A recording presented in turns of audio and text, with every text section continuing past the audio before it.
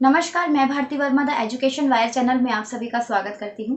हमारा जो वीडियो का सीरीज चल रहा था उसमें है क्लास 5, बुक का नाम है रिमझिम और हम पढ़ रहे थे जो लास्ट लेसन हमने पढ़ा था फसलों का त्योहार। आज हम उस वीडियो के अंदर उसके क्वेश्चन आंसर्स करेंगे। क्वेश्चन आंसर्स आप लोगों को स्टूडेंट्स आपके टीचर्स भी कराते होंगे ना, क्योंकि जो एग्जामिनेशन में क्वेश्चंस और आंसर जो आएंगे वो तो अभ्यास कार्य में से आएंगे। तो आज हम फसलों का त्योहार जो पाठ हमें लगा हुआ है उसके हम अभ्यास कार्य के प्रश्न उत्तर डिस्कस करते हैं। खिचड़ी में ऐसा जाड़ा हम पहले कब्बो ना देखनी, पहला प्रश्न ये है हमारा। ठीक है, और ये हमें किस टॉपिक से दिया गया है? मौसम का अंदाज। ठीक है, जो हमने पढ़ा था फसलों का त्योहार मौसम का अंदाज, उसमें कहा गया था ना कि बाहर इतनी ठंड पड़ रही है कि मौसम, सूरज निकला है नहीं निकला है इससे अंदाजा नहीं लग रहा कि समय किस समय का है, सुबह का समय है, रात का है, दोपहर का है। तो उसी मौसम के अंदाज से पहला प्रश्न हमें दिया गया है, खिचड़ी में ऐसन जाड़ा हम पहले कबो न देखनी। यहाँ खिचड़ी से क्या मतलब निकाल रही हो? ठीक है, यहाँ खिचड़ी से क्या मतलब निकल रहा है? खिचड़ी से यहाँ मतलब है मकर संक्रांति के त्योहार से। फसलों का त्योहार जो हमें लेसन लगा हुआ था उसमें जो मकर संक्रांति, खिचड़ी का दान बताया गया था, तिलकुट, ये सब तो कौन सा त्योहार है मूलतः? वो है मकर संक्रांति त्योहार से। अब देखते हैं दूसरा प्रश्न। क्या कभी ऐसा हो सकता है कि सूरज बिल्कुल ही ना निकले? अगर ऐसा हो तो चारों तरफ अंधेरा छा जाएगा, ठंड बढ़ जाएगी, लोगों के लिए काम करना कितना मुश्किल हो जाएगा। ठीक है, और ये वाला जो प्रश्न है कि क्या कभी ऐसा हो सकता है कि सूरज बिल्कुल ही ना निकले, अपने साथियों से बातचीत करके लिखो। ये एक डिस्कस करने वाला प्रश्न है, आप अपने आपस में भी डिस्कस कर सकते हो और इसका जवाब हम ऐसे लिख सकते हैं कि अगर कभी ऐसा हो तो सूरज ही ना निकले तो कितना मुश्किल हो जाएगा। पृथ्वी को ऊर्जा कहाँ से मिलेगी, हम लोगों को एनर्जी कहाँ से मिलेगी? ये सब सूरज से मिलती है। और पेड़ पौधे नहीं पनप पाएंगे, ठंड बहुत ज़्यादा बढ़ जाएगी। बहुत सारी ऐसी हमारे दैनिक क्रियाकलाप जितने भी होते हैं वो सूर्य निकलने के बाद से ही शुरू होते हैं। सूर्य निकलने से ही हमें हमारे दिनचर्या बननी हमारी शुरू हो जाती है, पृथ्वी को ऊर्जा मिलती है, बहुत सारी चीज़ें सूरज निकलने से ही संभव हो पाती हैं। ठीक है, अगर सूरज ना निकले और भी चीज़ें आप अपने तरीके से इसमें लिख सकते हैं। तीसरा प्रश्न है, बाहर देखने से समय का अंदाजा क्यों नहीं हो रहा था? जिनके पास घड़ी नहीं होती वे समय का अनुमान किस तरह से लगाते हैं? बाहर देखने से समय का अंदाजा इसलिए नहीं हो रहा था क्योंकि सूरज नहीं निकला था। सूरज तो निकला था मगर बादल छाए हुए थे, इसलिए समझ नहीं आ रहा था, पता नहीं चल पा रहा था कि जो बाहर का जो मौसम है वो सुबह का मौसम हो रहा है या शाम का मौसम हो रहा है। जिनके पास घड़ी नहीं होती वे समय का अंदाजा सूरज की गति और चमक से लगाते हैं। तुम्हारी जुबान, इसके हमें 2 प्रश्न दिए गए हैं इसमें। आज ई लोग के उठे के नईखे का, पहला प्रश्न ये है। दादी माँ ने बोला था ना कि आज ई लोग उठे के नहीं का, इसको ट्रांसलेट करना है हमें। तो इसका जो हिंदी ट्रांसलेशन है वो ये है, आज ये लोग उठेंगे नहीं क्या? ठीक है, और दादी माँ जो लैंग्वेज इस पाठ के अंदर बोल रही हैं फसलों के त्योहार में, वो हम जानते हैं कि ये बिहारी भाषा है, बिहारी लैंग्वेज है। दूसरा प्रश्न उसमें दिया गया है, जब भाग के देख केरा के पत्ता आइल की ना। दादी माँ ने बोला था ना, जब भाग के देख केरा के पत्ता आइल की ना, तो इसका मीनिंग है जा दौड़ कर जाओ और देखो केले के पत्ते आए कि नहीं। इसका हिंदी अनुवाद ये है। दूसरा टॉपिक हमें दिया गया है, भारत तेरे रंग अनेक। जो फसलों का त्योहार है वो भारत में विभिन्न प्रांतों में अलग अलग तरीके से मनाया जाता है। तो उसमें तमिलनाडु में अलग मनाया जा रहा है, गुजरात में अलग तरीके से मनाया जाता है, और झारखंड में अलग, पंजाब में अलग। तो वहां से हमें प्रश्न ये दिया गया है, प्रश्न पढ़ते हैं। विविधता हमारे देश की पहचान है। फसलों का त्योहार हमारे देश के विविध रंगों रूपों का एक उदाहरण है। नीचे विविधता के कुछ उदाहरण दिए गए हैं। 5-5 बच्चों का समूह बनाओ, एक एक उदाहरण लें और उस पर जानकारी इकट्ठी करें। जानकारी किस तरीके से इकट्ठी करनी है? क्या क्या हो सकता है? चित्र, फोटोग्राफ, कहानी, कविता, सूचना परक सामग्री के रूप में हो सकती है। हर समूह इस जानकारी को कक्षा में प्रस्तुत करे। कौन से विषय दिए गए हैं हमें जानकारी के लिए? भाषा दी गई है, कपड़े दिए गए हैं, नया वर्ष, भोजन, लोक कला, लोक संगीत। ये हमें कुछ टॉपिक दिए गए हैं, 6 टॉपिक हैं ये। तो पहले बात करते हैं भाषा पर। भाषा, भारत में अनेक भाषाएं बोली जाती हैं। भाषा का जो हमारा टॉपिक है हम पहले उसको डिस्कस कर रहे हैं। भारत में अनेक भाषाएं बोली जाती हैं। उदाहरण के लिए हिंदी, मराठी, पंजाबी, कन्नड़, तेलुगु आदि।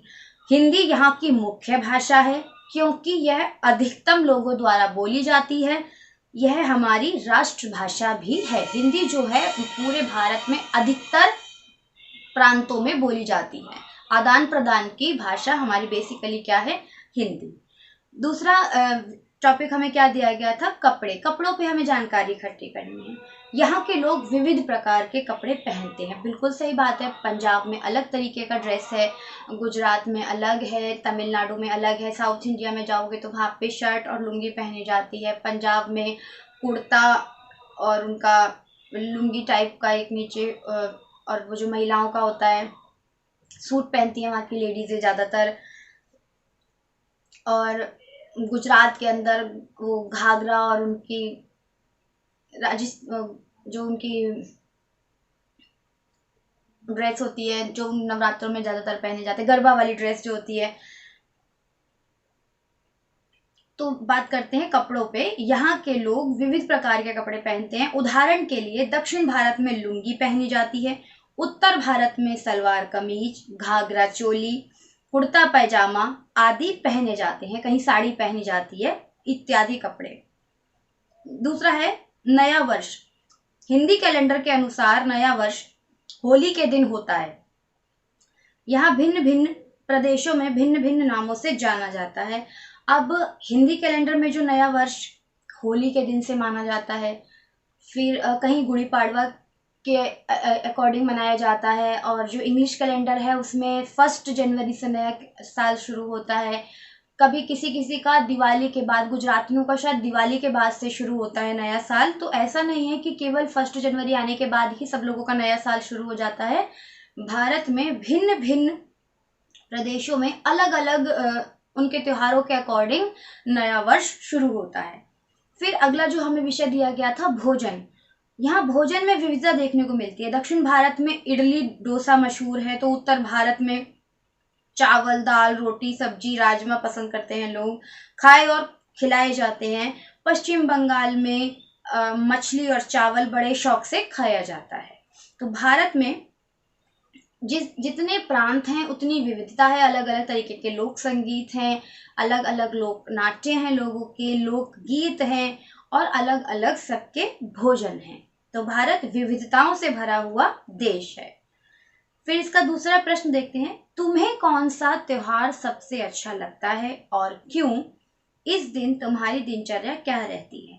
अब इसमें 3 प्रश्न एक साथ एक प्रश्न में दिए हुए हैं, तो ऐसा नहीं है कि किसी का भी उत्तर उठा के आप पहले लिख देंगे। सबसे पहले जो पहला प्रश्न पूछा गया उसी का प्रश्न उत्तर लिखा जाएगा, फिर उसके बाद जो पूछा गया है उसके सेकंड पार्ट लिखा जाएगा, उसके बाद उसका थर्ड पार्ट। तो पहले पार्ट में क्या है, तुम्हें कौन सा त्योहार अच्छा लगता है।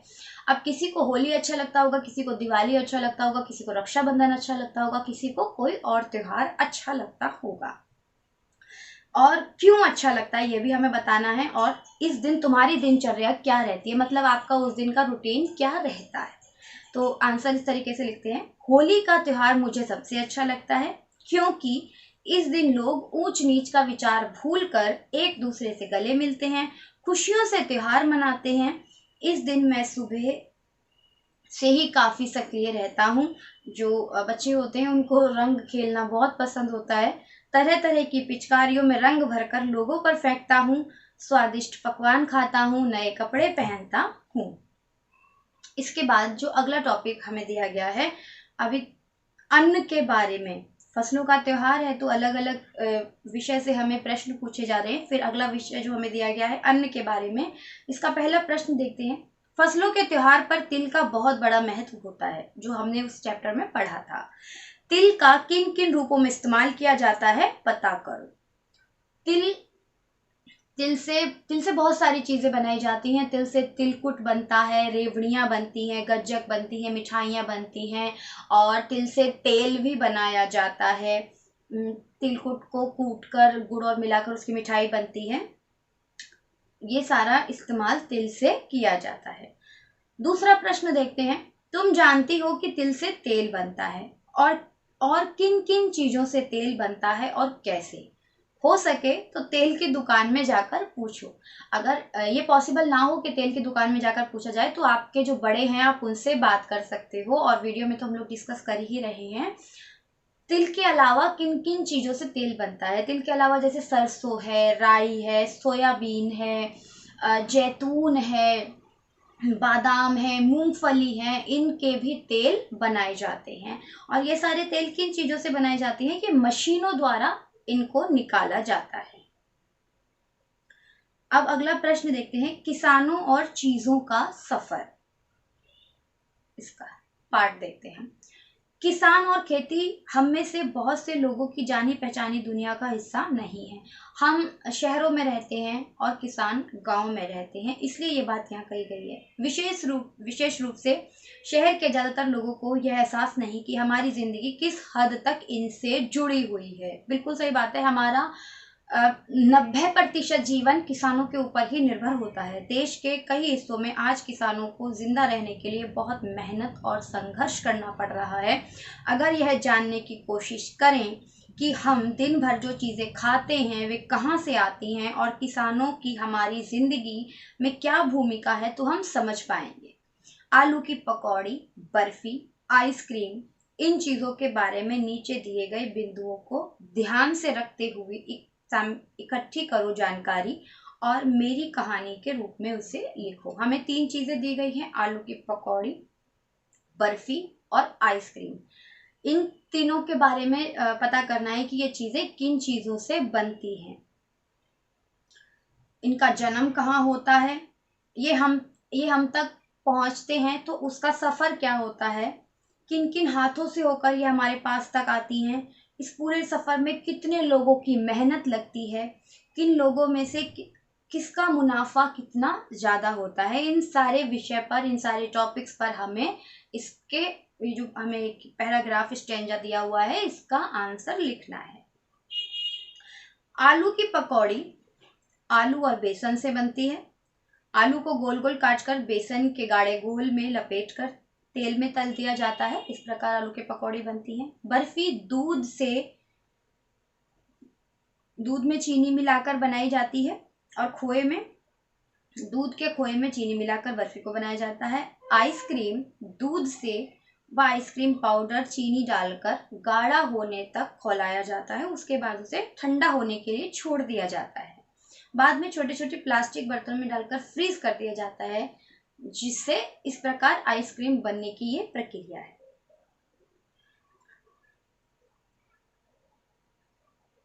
इसी के साथ हमारे प्रश्नों का जो अभ्यास कार्य का पार्ट था वो पूरा होता है। वीडियो को बच्चों तक ज़्यादा से ज़्यादा शेयर करना, लाइक करना, और 5th और 6th क्लास की जो सीरीज चल रही है इसमें लगातार आपके सारे चैप्टर CBSE NCERT के कंप्लीट फुल कोर्स हिंदी का कराया जाएगा। Thank you so much.